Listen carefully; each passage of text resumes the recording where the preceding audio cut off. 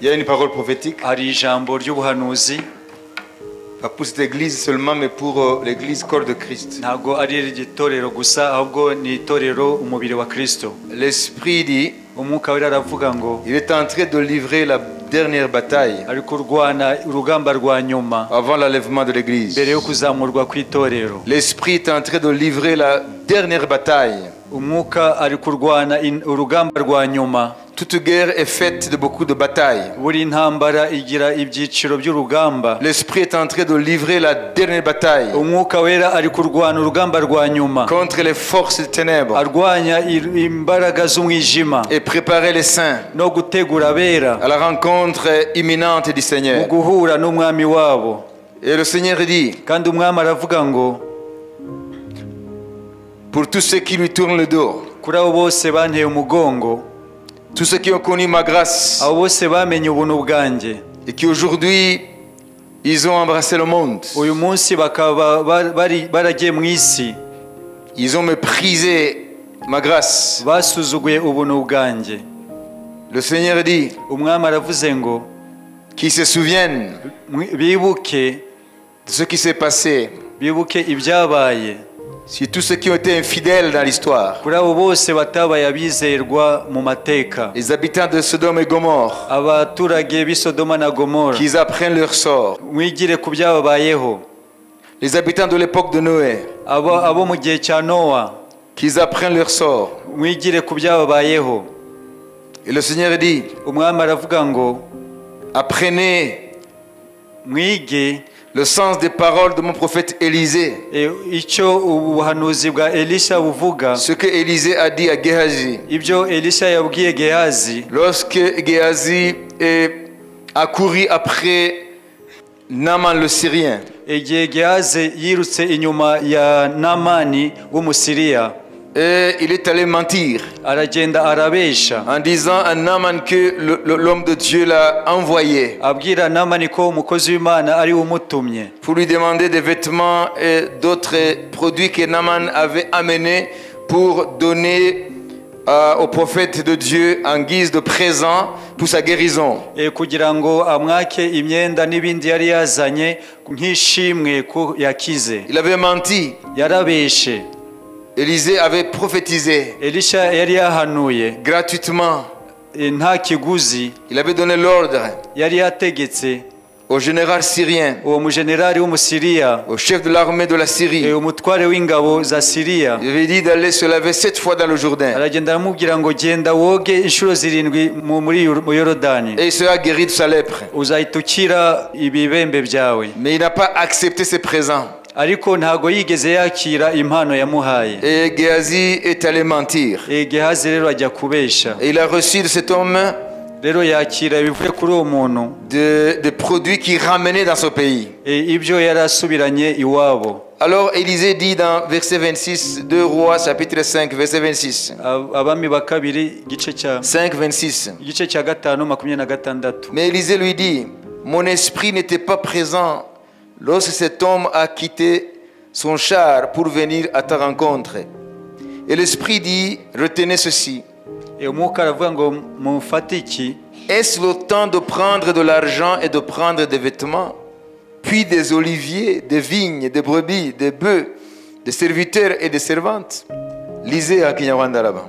Parce que l'esprit est en train de parler à l'église aujourd'hui par rapport à ce passage. Kuko umwuka wera ari kuvugana n'itorero ku bijyanye n'uyu murongo.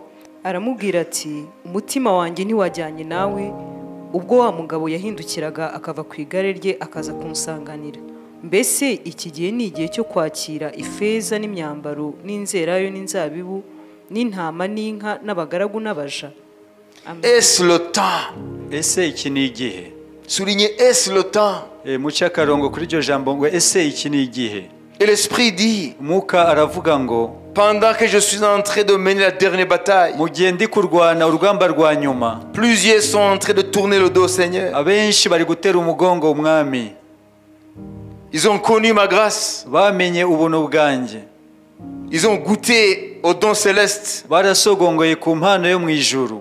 Ils ont goûté aux puissances du siècle à venir. Barasogongoye ku mbaraga z'ibihe bizaza. Et aujourd'hui, ils me tournent le dos. rero uyu munsi banteye umugongo Moi, la source d'eau vive. njyewe soko y'amazi y'ubugingo Ceux qui se détournent de moi, abantera umugongo ils seront inscrits parmi ceux qui descendent à la fosse. bazandikwa muri ba bandi bazajugunywa mu mwobo.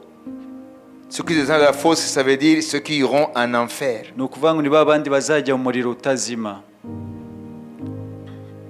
Écoutez ce que l'Esprit dit. mwumve icyo umwuka avuga.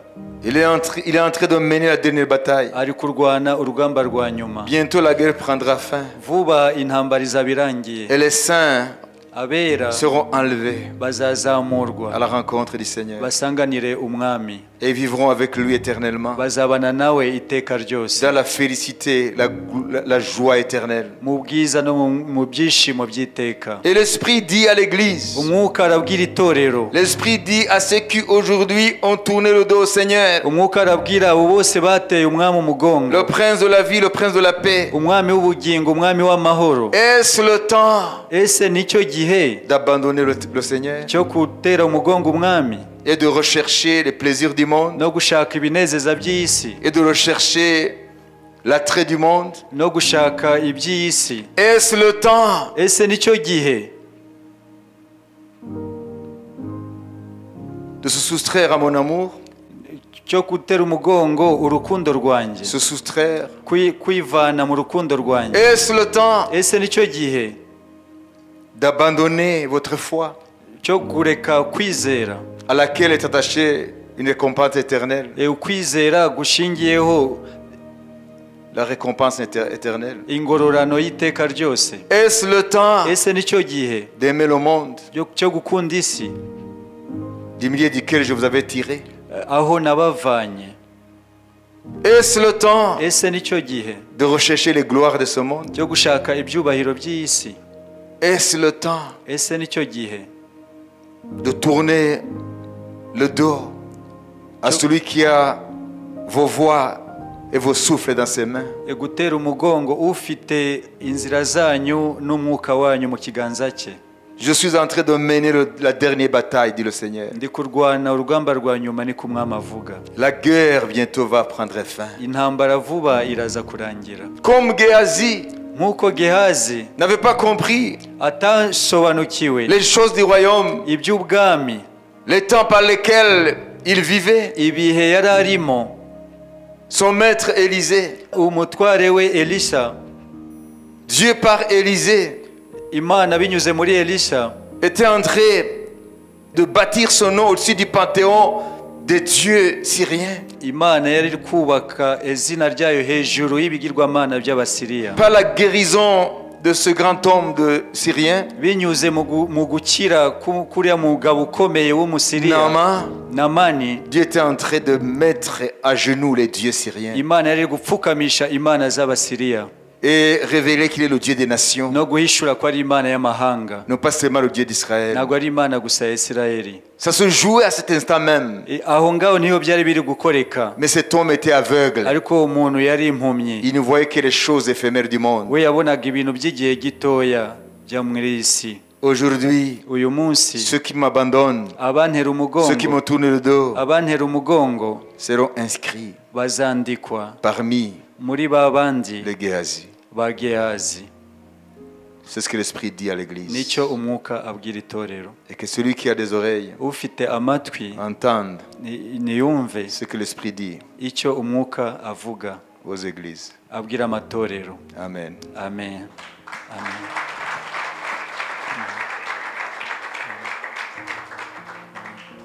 C'est une prophétie qui regarde le corps de Christ. ni ubuhanuzi bureba umubiri wa Kristo wose.